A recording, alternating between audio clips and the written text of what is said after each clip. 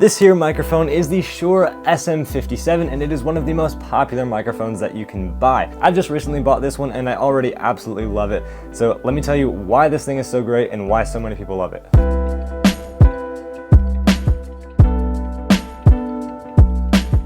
So first things first, this is a dynamic microphone and it's quite small, so it's pretty convenient, and that only costs $100, which for a good high quality microphone, that's not half bad. If you're looking to buy one of these or you just want to know all the exact specs on it, I'll put a link in the description to where you can find that. Before this, I've only actually used condenser microphones, and compared to those, this sounds very big and full. So far, I've used it on my guitar amp back here, which is a Vox amp. I've also used it on my bass amp and on my acoustic guitar, as well as for some live vocals, and so far in everything that I've used it, it's sounded so good. It's just worked really, really well. I will say if you're looking to use this for mainly vocals, then you might want to go with the Shure SM58, which is essentially the same exact microphone. I believe they have all the same internals and everything, but it just has a ball end on it, which is basically a built-in pop filter, which this does not have.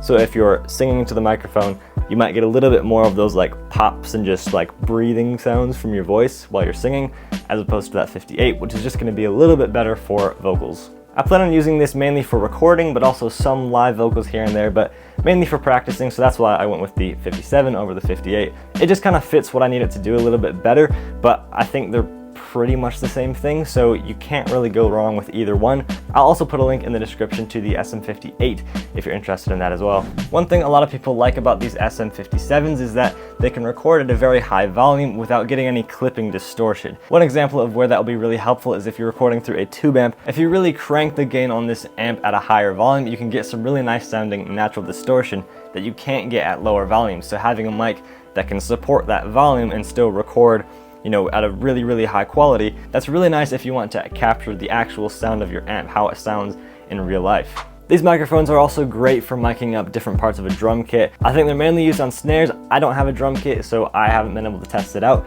but I've seen and heard in other people's videos and music that they sound really great used on drums as well. I just haven't been able to personally test it out. I haven't recorded any vocals with this microphone yet, but I probably will at some point, just because it'd be fun to kind of experiment with that. I do have a fairly nice condenser microphone that's kind of made for vocals, so I'll probably just use that most of the time anyways, but I'll try it out with this as well. I'll play a few different clips of what this mic sounds like recording different instruments through it, so you can tell if you actually like the sound of it or not. I'll just play the raw tracks as well, no mixing on them or anything, just so you can hear exactly how it sounds.